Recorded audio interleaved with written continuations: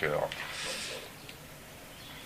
Où l'on parle de l'âme sur un petit bateau, dimanche 5 septembre 2004, 6h du matin.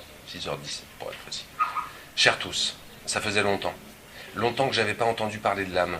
Je veux dire comme d'un truc sérieux, d'un composant essentiel, et non comme d'une sorte de légende, de beau mythe. La poésie, ça serait ça. Une tentative pour affirmer, même en pointillé, même en sourdine, que les beaux mythes sont bien réels. Et que si vivre sert à quelque chose, c'est à essayer de les atteindre, ou au moins de se mettre en route. La poésie, c'est une piqûre de rappel, un appel au large. Avec le temps, on se laisse convaincre qu'elle aussi est un beau mythe, un objet d'ornement. Un de ces trucs à la magie desquels on a cru un moment, et puis qu'on s'étonnerait presque de retrouver un jour sur une étagère, bien en vue, faisant partie des meubles, mais désormais muette. Ça faisait longtemps que j'en avais pas entendu parler, que j'avais pas échangé à son sujet, l'âme. Quand on le dit, ce mot, quand on le dit comme ça, au détour d'une phrase, ça vous a tout de suite un air grandiloquent. Et puis il y a ces moments bénis où on le dit comme un mot simple, c'est-à-dire un mot qui touche au plus profond, qui fait vibrer les cordes. Faire vibrer les cordes, c'était pas ça le but de la vie? Devenir un peu à son tour apprenti géographe de l'âme, arpenter, voir, se laisser déplacer. Voilà ce que m'a rappelé un drôle de bonhomme rencontré sur la passerelle d'un bateau de tout petit matin, après une semaine à faire du stop en Croatie avec mon pote Jérémy. Ancien mime en forme de vieil homme immobile, penché sur sa petite radio de poche, à l'heure où le soleil se lève sur la mer et les îles minuscules où nous voguons ces jours-ci.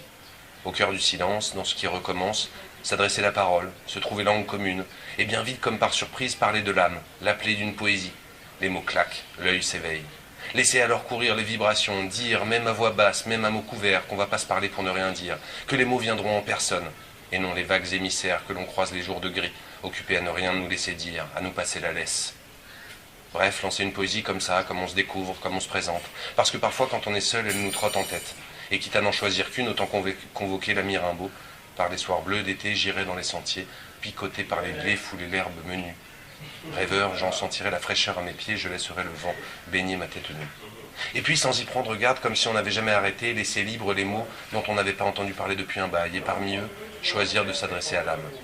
Le vieil acteur français devenu mime, je cite, parce que le corps, ça ment pas. Le corps, c'est pas comme le verbe, on ne peut plus tricher avec. Le vieil acteur porte ses mots en bouche comme ses compères d'hier, à l'époque où le cinéma parlait encore en noir et blanc. On aurait dit un fantôme venu me rappeler mon passé, me faire souvenir non seulement de tout ce à quoi j'ai cru un jour, mais aussi de ce que ça signifiait alors. On oublie vite le passé, sa chair, ses routes. On oublie la couleur exacte qui avait le vert et le bleu, et le bien que ça nous faisait alors d'en colorer nos rêves. Alors on bouche les trous, on recrée, à l'aveuglette un peu. On se souvient des faits au mieux, mais de celui qui les vivait au final bien peu. Et on finit par oublier ses rêves, sans même plus y penser, comme on oublierait le pain, un jour en rentrant du boulot. Je continue.